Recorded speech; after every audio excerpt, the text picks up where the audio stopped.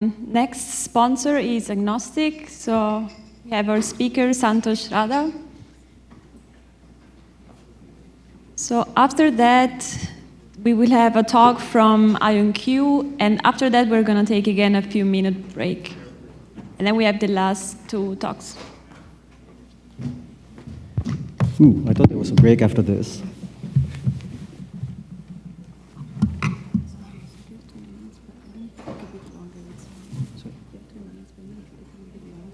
Oh, I was taking this short. Okay, that's fine.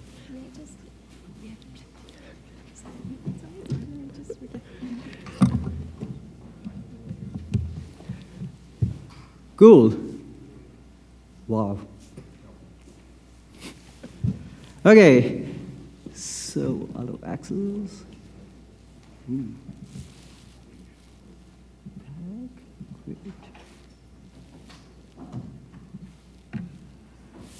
Okay.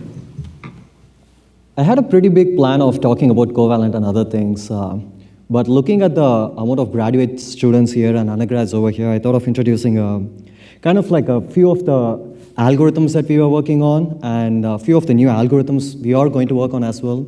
Just to kind of take a stat out here, how many folks here are interested in the software or algorithm side of the research that's going in? Oh, pretty good chunk. So, okay, you guys will love this. On the hardware folks, I'm sure you will love this as well. Okay, so the topic of discussion here is going to be, just to set agenda, going to talk a little bit about how we do research in the industry side of the things. Give a quick example of algorithm that we came up with last year, for time series anomaly detection using quantum machine learning. It's a pretty neat and cool algorithm that uses a lot of different parts of physics to make it happen. And finally, kind of give you a flavor of how exactly we manage these kind of huge complex research and calculations we do internally at Agnostiq. Before that, I just realized I didn't give an intro on who I am. Okay, I'm Santosh. I lead the research team at Agnostiq and the product side of the things. Agnostiq is a quantum software company. We develop tools to enable researchers and enterprise guys to work on quantum computers. Sweet. So to get a flavor of research we do at Agnostiq, we mainly focus on hybrid algorithms, as it is the case for most of the people working in the current research scenario. And looking at a lot of the challenges that I saw over here, a lot of hybrid algorithms were deployed and were run. And you kind of see the different pain you need to go through for running these kind of hybrid algorithms. So a few of the research, if you go through our profile, you'll see our things we work on, our hybrid option pricing, quantum constraint learning. So this is on how do you apply constraints on the famous QAOI algorithm and how do you learn the kind of constraint Hamiltonians for it. Time series generation, QUBO optimization. We did a really cool QAOI benchmarking for real application-based scenario. And the one that I'm going to talk about, the time series anomaly detection. And we also work on, one of the projects we are working on is also quantum native reinforcement learning, and how do you learn different kind of Hamiltonians that are responsible for reinforcement tasks and other stuff. All of these research, just to give a flavor of what hybrid algorithms are, involve a setup like shown over here in the diagram. Sweet, this works. All right. Typically, the way it works is you have a classical part, which is either a CPU or GPU based on the kind of intense task you need to do, that does a bunch of calculations over here, with which you tune certain set of parameters that go into a quantum circuit, and then you keep on repeating this loop until you converge on some ideal solution you are interested in. In theory, this could be any kind of gate-based QC. This could be annealer, even digital annealers, FPGAs. You think of any kind of hardware that can go in over here. But this is the kind of setting you will see during most of the talk, which is a classical component of it and an interesting hardware that it talks to, keeping on optimizing a set of parameters to find the ideal solution coming in. So yeah, the focus of the talk, as I said, is going to be time series anomaly detection. And this particular algorithm I'm going to speak about is a kind of an algorithm that's embarrassingly parallel in its steps. So what that means is, if you're familiar with the classical side of parallelization, You usually have a task which you take in, and you have a for loop inside of it, which means you can compute it in various kind of devices and get the result back and do something with it. And this is one such algorithm which is quantum embarrassingly parallel. That means you can parallelize your calculation at each step using multiple QPUs that exist out there, get back the result, and go towards it, getting really good speed-ups in your algorithm. Okay, so what is time series anomalies? So you see an example of a time series that exists out here. So in the x-axis, you see time series, and this is some kind of value that you see over here.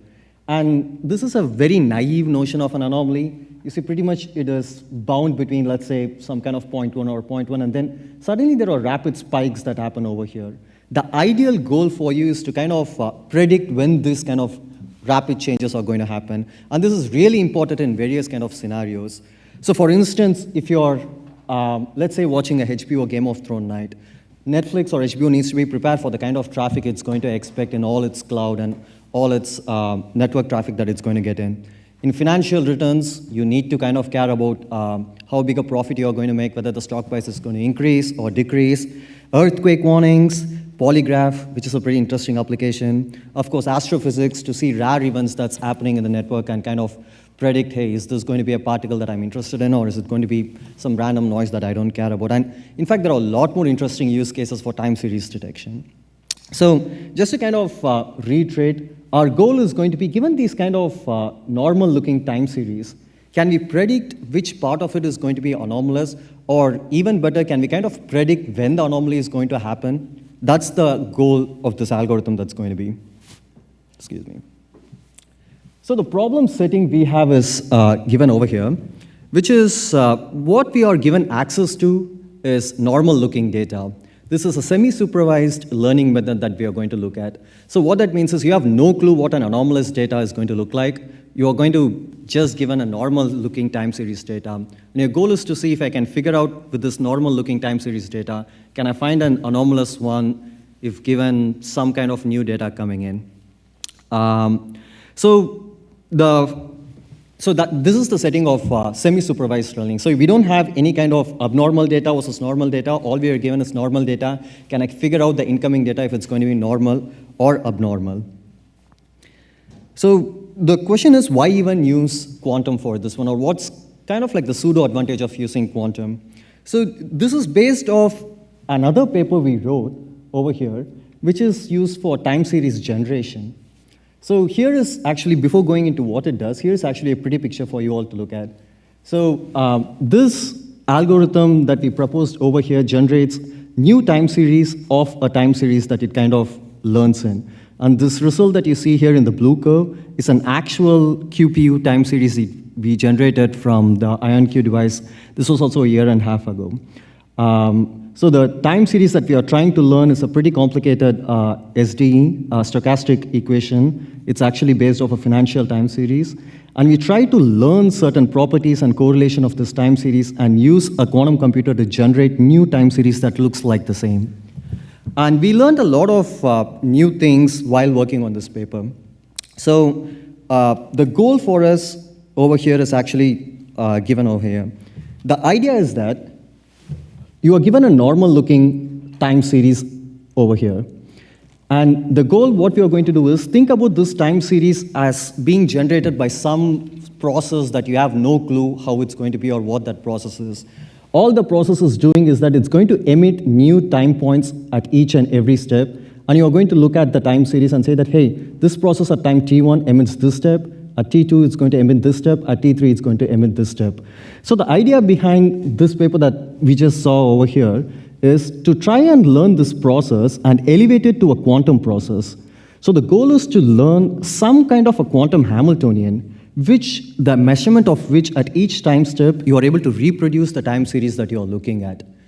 And it turns out you can learn pretty interesting Hamiltonians out of these things for even a simple time series you're looking at.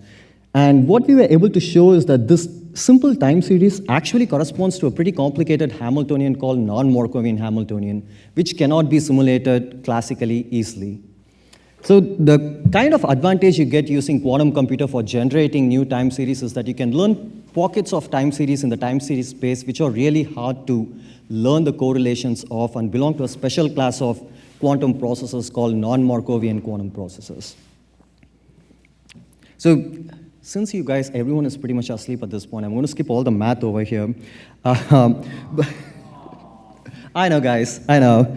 But the crux of it is that we have a really neat ansatz to learn the Hamiltonian. And once you learn this Hamiltonian, you kind of have a really neat cost function that you can minimize over as well, that you train iteratively to learn the final Hamiltonian. And the goal here is there's a lot of interesting physics from open quantum systems to closed quantum systems to partial subsystem measurements, everything you can apply really cool math to learn the Hamiltonian that's responsible for generating your time series. Okay, so this time series involves calculating your Hamiltonian at different points, which are independent of each other. And that's where the embarrassingly parallel nature of the algorithm comes in. So pretty much given a time series, you try to learn the Hamiltonian at each different point of it, evolve it through the different time steps, and each independent component can be calculated parallelly. So you send it to a bunch of QPUs, get back the result, calculate the cost, and go to your next step. And you keep on doing that until you minimize and learn the time series that it's closest to the time series that you are given in. And then you use this Hamiltonian to generate new time steps and kind of figure out new time series that look like your original time series. And it's really powerful to do such techniques. Again, I'm not going to anomaly yet. It's just on generating new time series and learning a Hamiltonian that's responsible for a given time series. And this is useful in a lot of cases. For instance, given a data of Apple stock for the last year, it's extremely powerful for you to have 100 different kinds of paths that the Apple stock could have taken in the last year for you to analyze what are the characteristics of an Apple stock to predict the next future point of it. So these are like some of the naive applications you can think of for generating time series, which are pretty complicated to understand both the spatial and the temporal correlation. And pretty interestingly, this can be done for multidimensional time series as well. Cool. So here is the set of training data that we have been using, which is a pretty trivial step that goes from -2 to 0.2 or something. This is a normal-looking time series. And it has no clue what an abnormal-looking time series is. It could be a sine curve, cos curve, or spikes like this that you see over here. And then you have the testing data, which includes a lot of anomalous spikes that we want to detect or we want to see when it's happening in. So, oh, it's already started the animation. So the algorithm for, right now we have seen the algorithm for generating new time series or learning the Hamiltonian. So the algorithm for detecting the anomalies in a time series is that once you have your Hamiltonian that kind of knows what a normal-looking time series is, which you can, of course, use to generate new set of time series, but you can also use the same Hamiltonian to see if a given time series can be generated by the Hamiltonian that you have already learned. And how far away you are from generating such a time series give you a score of anomaly that it can be how anomalous the given time series is.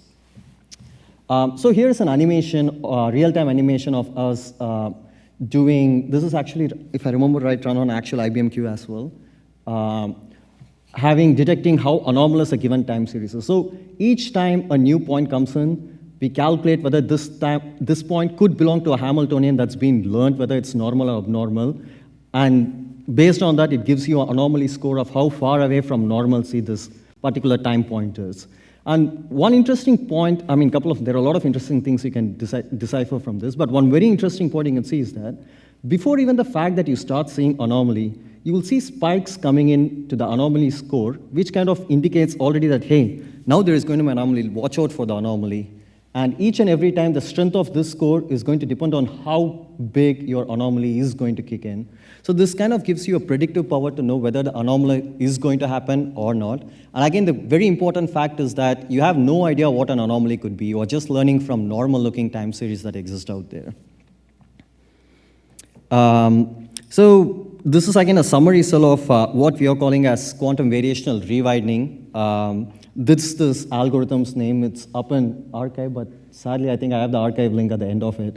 But what the name of this suggests is that quantum variational rewinding is that your goal is you are given a time series, you rewind it back to the time 0 to see if that time series can belong to the Hamiltonian that you have learned. And based on that fact, you kind of calculate a score on whether this time series belongs to a normal-looking time series or does it belong to an anomalous-looking time series at the end of the day. And again, since this is an embarrassingly parallel algorithm, you can parallelize it over multiple QPUs, gaining a lot of good speed at the end of the day. Okay, so all these algorithms that we run here, when you start working with it in actual scale, you saw the number of calls that you make to a QPU or the number of steps that you need to do. And for instance, that pretty little video you saw over here involves 3,000 IBM Q calls. This is with parallelization, and this is with all the kind of glory that you need to work it in. These kind of algorithms typically involve a lot of background research work that needs to happen. Things from connecting to an IBM to passing on data to running the classical component of it. I mean, you can't run in your laptop because 3,000 IBM Q call is going to take probably 10 to 15 days to run in your entire system. So you need to host all of this in a cloud to run it in, transfer the data between them, get the results back, and do a bunch of things, which my amazing team of researchers do on the side. But we internally developed a tool to help us all with this kind of research that we are doing in. And we have been using this tool for almost a year and a half until we realized, like, hey, this is a pretty neat tool that we can kind of open source and let others use it in. And that's actually what Covalent is. Many of you kind of thought Covalent is the company's name. It's not. It's a tool that we kind of used internally, and then we open sourced it for people to use it in. So just a briefer on Covalent. Covalent is kind of like a middleman that sits in your laptop or wherever you want it to and coordinates all the kind of complicated tasks you need to do, especially in an environment where you need to use hybrid devices. So things like QPUs coming in, GPUs, and even FPGAs, ASICs, you name it. Any kind of hardware you want to interact with in a single experiment to run your algorithm, Covalent sits in between of them and coordinates and does all the neat orchestration it needs to do in. So for the people familiar on the software side of the things, if you have worked in the computer science, machine learning, AI, some of these tools over here you would have been familiar with. If you're a hardcore HPC person running in quantum chemistry or biophysics or any kind of those simulation, you'll probably be familiar with something in this stack, things like JobLib, Cython, Numba, CUDA, working on GPUs and other things. And then there exists a level higher set of tools which are more interested in not parallelizing things in a single chipset, but rather parallelizing things in a more distributed manner. So if you're familiar with ChatGPT-3, DALI, all these kind of machine learning models needs a lot of compute power that runs for months together to train them. And these kind of algorithms are trained usually not in a single GPU, but rather on a cluster of GPUs that come in. And these are the tools that let you kind of parallelize your code not on a single GPU, but on different multiple GPUs. Let me take a pause over here and move on to this one, the top level stack. So this, most of the academics or the student might not be familiar with, but if you join any kind of company like Google or Netflix or any place where machine learning is like an everyday task for them, people work with a set of tools called workflow tools. And the goal for these tools is, imagine you are in Netflix and you click on a movie. Next day, you see new kind of recommendations that's coming in for your movie tasks. And this is made possible by a complex set of workflows. Each and every time you click in, every day at morning 9 o'clock, Netflix opens a new set of machine learning tasks to retrain the model with whatever new data it has, publish it, get back the result, and pipe it back to you. So to coordinate all of these things, Netflix, Google, and everyone use a set of tools that lie over here. And the goal of these tools is to manage all these complicated tasks that's running in the cloud using multiple GPUs or CPUs. What we kind of figured out was the fact that these tools are extremely academic and research-oriented, while these tools are extremely enterprise or more industry-oriented. But quantum computing is, at this point, a bridge between industry and academics. Kind of, you need to bring the industry folks to academia and the academic folks to the industry side of the things. And Covalent sits exactly in between of them, where the goal is not only to maintain and manage large workflows, but also to parallelize and to manage all of these things in a very efficient manner.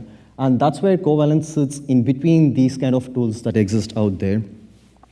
So I'm sure a lot of you guys worked with the Covalent challenge that exists out there. So essentially what Covalent does is, instead of writing simple Python functions, while writing simple Python functions, you just add a single decorator at the top of it, called an electron decorator, that makes this task shippable to any kind of hardware that you think about. It could be a quantum computer, or it could be a GPU that's running on AWS, or even your own cluster that's there at MIT or Brookhaven or anywhere you're working in.